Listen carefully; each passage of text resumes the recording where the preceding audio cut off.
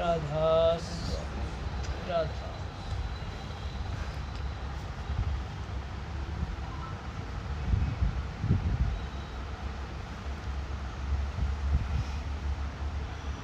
धुन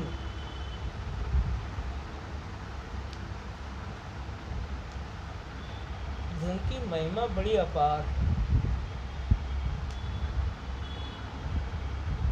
पर हम उस महिमा को समझ नहीं पाते, और तब तक नहीं समझ सकते जब तक कि धुन का अनुभव अंतर में ना हो जाए। और धुन के विषय में हमारा मन हमेशा हमें भ्रमित करता रहता है, कल्पनाओं में ले जाता है, और धुन को कभी हम विद्या बुद्धि से समझ आंक नहीं पाते, कल्पना कर नहीं सकते। ये वाणी तो अनुभव की है। संतों ने हमेशा चौथे पद पे जोर दिया।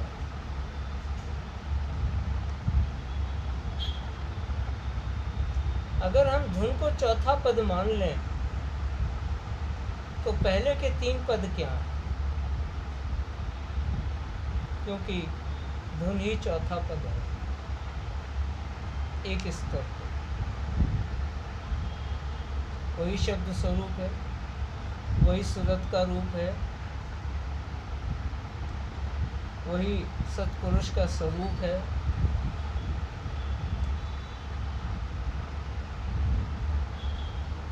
और यही चौथा पद भी है।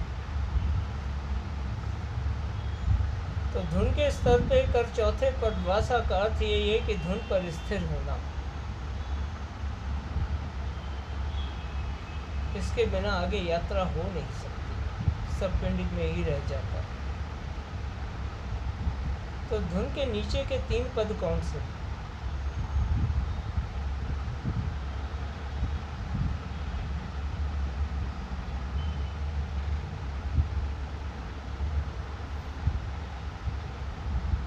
धर्म, अध्यात्म और परमार्थी कर्म, ये नीचे के 3 पद। इनको पूरा किए बिना चौथा पद नहीं मिल सकता।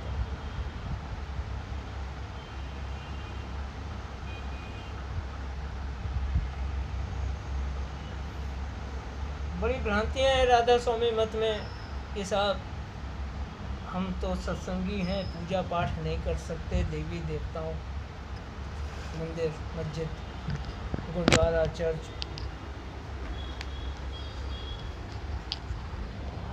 प्रसाद प्रसादी, बड़ी भ्रांतियां पाल के बैठे हुए हैं। क्योंकि धुन का भेद नहीं मालूम। धुन चौथा पद है, 3 पद नीचे के यही हैं धर्म, अध्यात्म और परमार्थी करने। तभी धुन मिल सकती है, वरना धुन से परिचय हो नहीं सकता।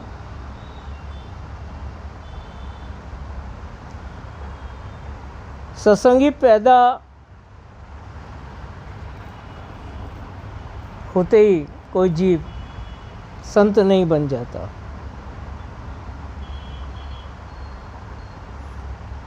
जबकि राधा स्वामी मत का सिद्धांत यही है कि सत्संगी संत बने।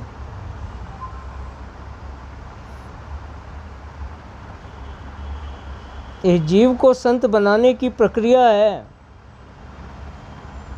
सत्संग।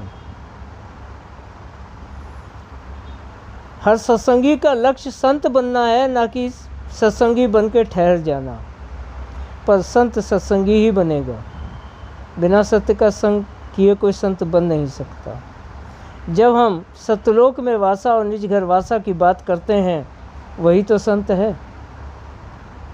संत 2 तरह के हैं, उन्हें हम 2 तरह से समझ सकते हैं। एक जो सत्यलोक से आए और एक जो परमार्थी करनी करके सत्यलोक पहुँचे। दोनों ही संत हैं। और हर सत्संगी का लक्ष्य सत्यलोक पहुंचना है। तो जब वो लक्ष्य को प्राप्त करना है तो लक्ष्य तो संत ही हुआ, जो सत्यलोक पहुंचा सो संत।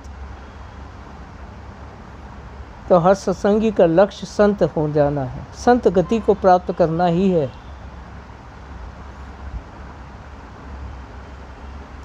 जब तक वो अपने और संतों के बीच में भेद मानता रहेगा तब तक वो जहाँ है वहीं ठहर जाएगा और टेकी बन जाएगा, क्योंकि उसने मान लिया कि वो संत हैं और मैं उनका शिष्य सत्संगी हूँ। उसके अंदर ये चाह ही नहीं बनेगी कि मुझे भी अपने गुरु के समान बनना है। वो हमेशा शिष्य ही बना रहेगा और अपने गुरु का टेकी बन जाएगा। ये बहुत खतरनाक कल्पना है।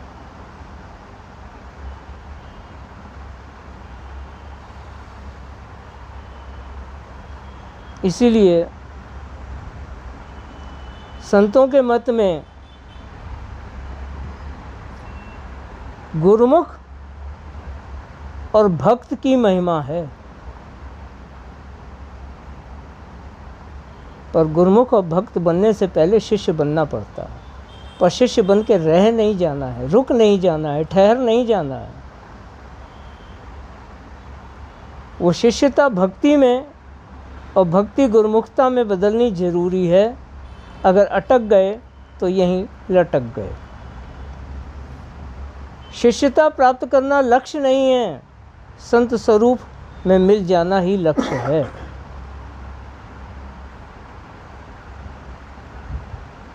तो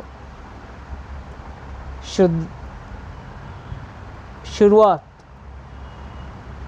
धर्म से होती है।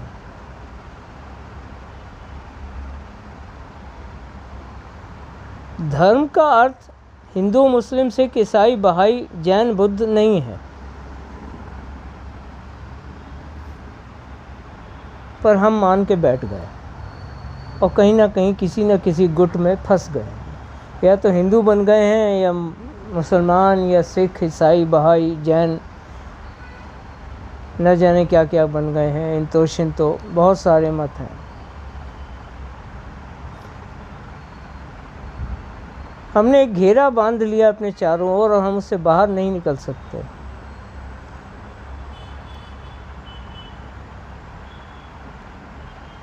संतों का मत इस संसार का नहीं, इस संसार से परे ले जाने का मत है। किसी भी सांसारिक कार्य व्यवहार उचित अनुचित की परिभाषाओं में बंधकर हम सत्य का संग कभी कर ही नहीं सकते, क्योंकि परिचित हो ही नहीं सकते। धर्म का अर्थ होता है धारणीय। धारणीय का अर्थ हुआ धारण करने योग्य। धारण करने योग्य, ये कंठी माला तिलक छापा नहीं।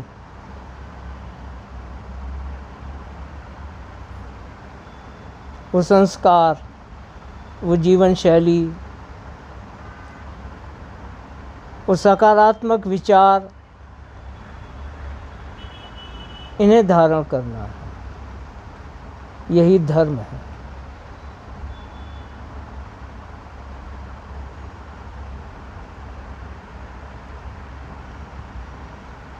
विकासशील संस्कार, सात्विक बुद्धि, सकारात्मक विचार के बिना संसार का कोई भी धर्म अपना आकार ले ही नहीं सकता। तो हमें उन आकारों में नहीं फंसना है, हमें मूल जड़। एक सत्संगी के लिए धर्म का अर्थ है धारणीय, जिसे उसे अपनाना है, और इस तरह उसकी रहनी सहनी और करनी संसार से बदल जाती है। तो पहला स्टेप है धारणीय, उचित मार्ग, यही धर्म है। संतों के मत में धर्म की इतनी सी परिभाषा है, बाकी तो सब सांसारिक व्याख्याएं हैं। वेद, पुराण, कुरान, बाइबल, त्रिपिटक, गीता, रामायण, महाभारत,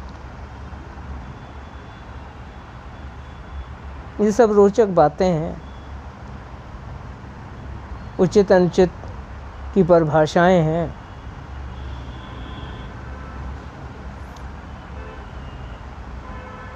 तो संतों के मत के अनुसार धर्म पहला कदम है धारणीय,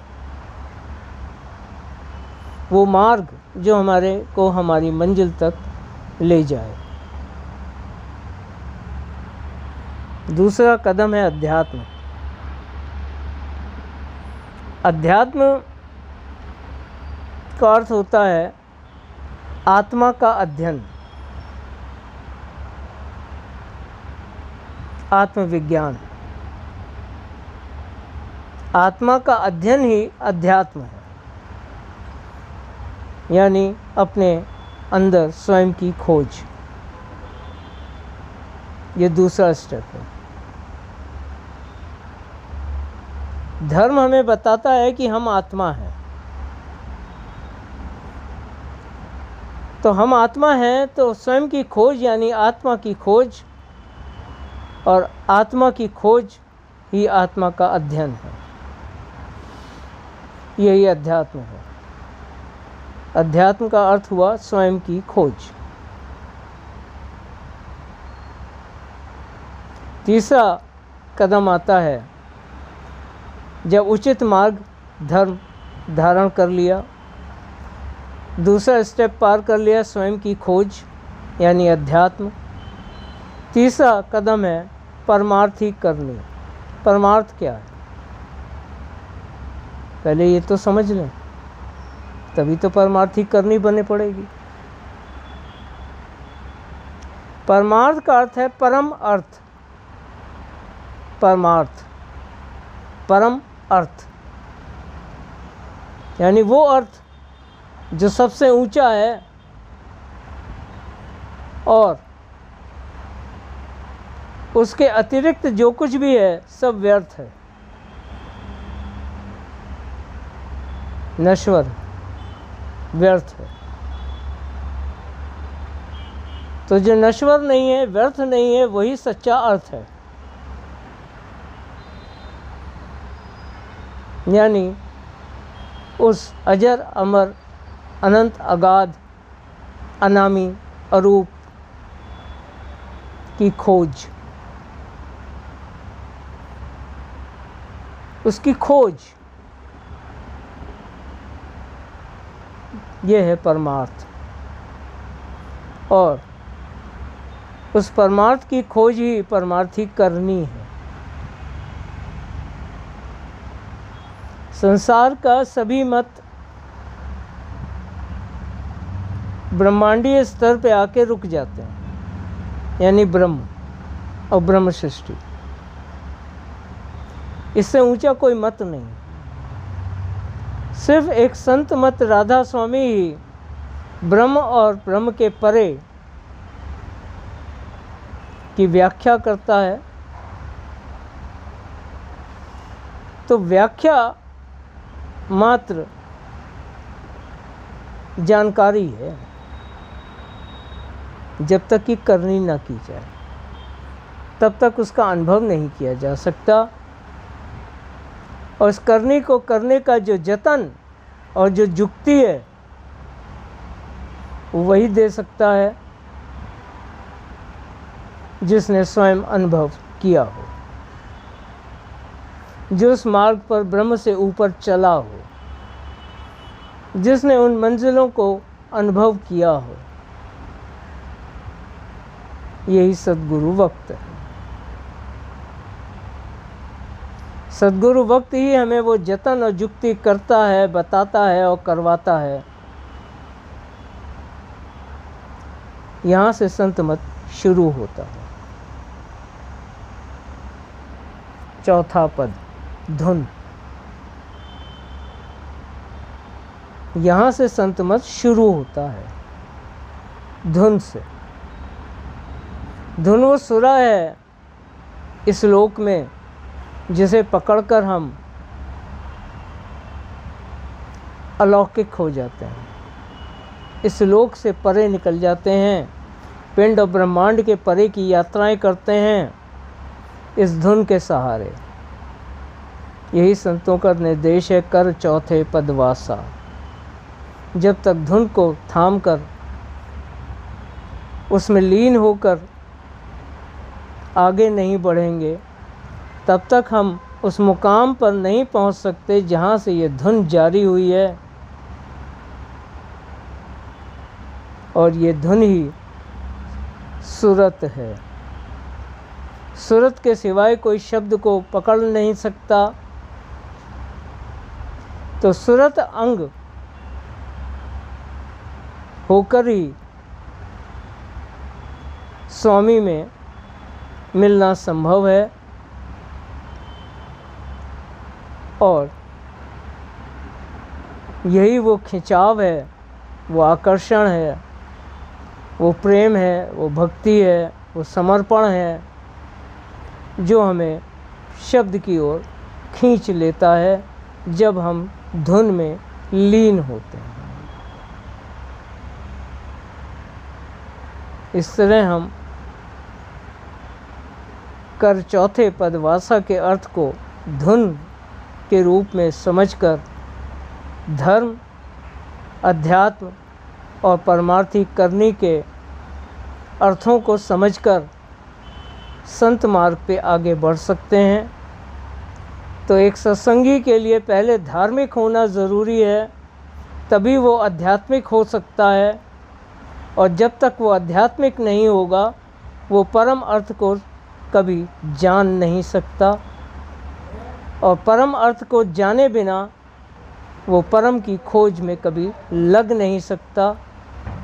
यही खोज उसे सद्गुरु से मिलवाती है और जीव का काज पूरा होता है। यानी जहाँ से आदि में वह अंश रूप होकर बिछड़ी, उसी आदि में वापस उलटकर पलटकर सुलट सकती है। और इस उलटना, पलटना और सुलटना ही बूंद को सागर में मिलाता है। सूरत का स्वामी में मिलना, धुन का शब्द में समा जाना, बूंद का सागर रूप हो जाना, यही राधा स्वामी मत है। हर सत्संगी का लक्ष्य संत स्वरूप को प्राप्त करना है, मात्र शिष्य बनकर ठहर जाना नहीं है।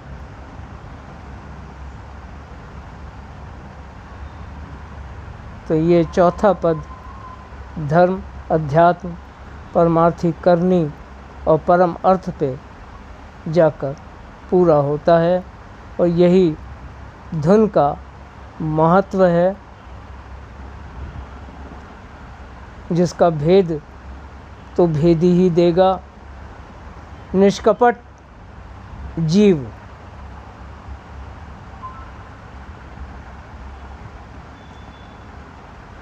निश्चल मन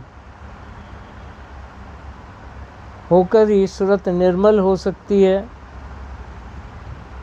और इस धुन को निष्कपट, निश्चल और निर्मल होकर ही पाया जा सकता है।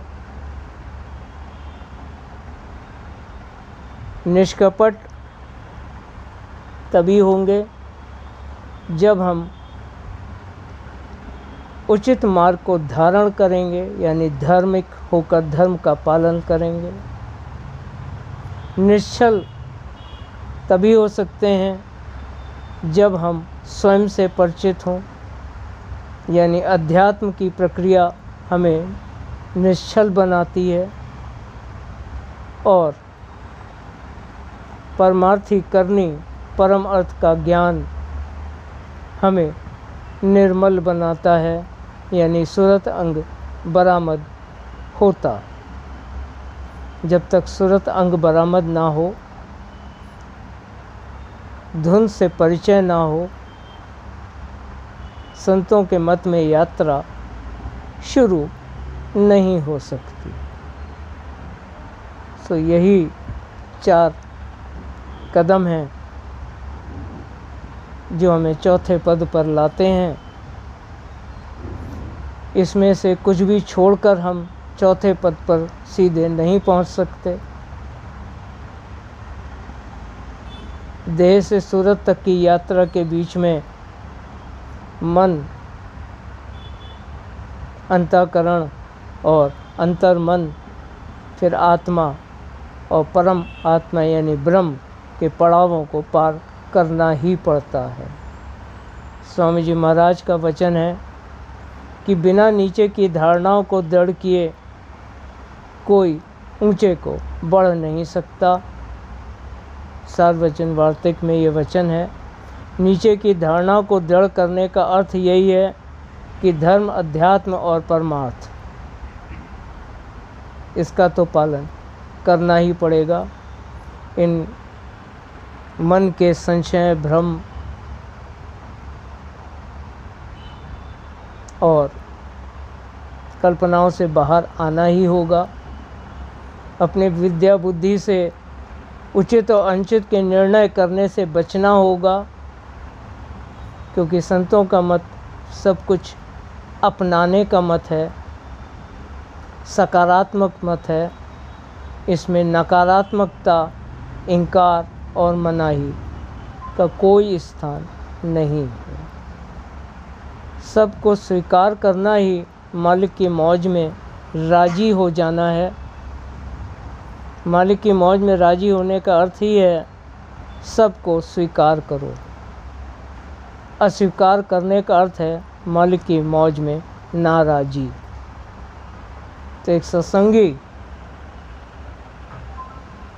कभी किसी को इनकार नहीं करता। इस तरह हम अपने अंदर के संशय और भ्रमों को दूर कर सकते हैं। धर्म, अध्यात्म और परमार्थ के अर्थों को समझकर ही उस पे बढ़ सकते हैं। अपनी बुद्धि से लिए गए निर्णयों द्वारा हम धर्म, अध्यात्म और परमार्थ का निर्धारण नहीं कर सकते, क्योंकि परम अर्थ को बुद्धि आँक नहीं सकती जब तक कि अंतर का अनुभव और भेद ना मिले। इसीलिए राधा स्वामी मत में धुर के ज्ञाता और धुन के भेदी गुरु की ही महिमा है। बाकी तो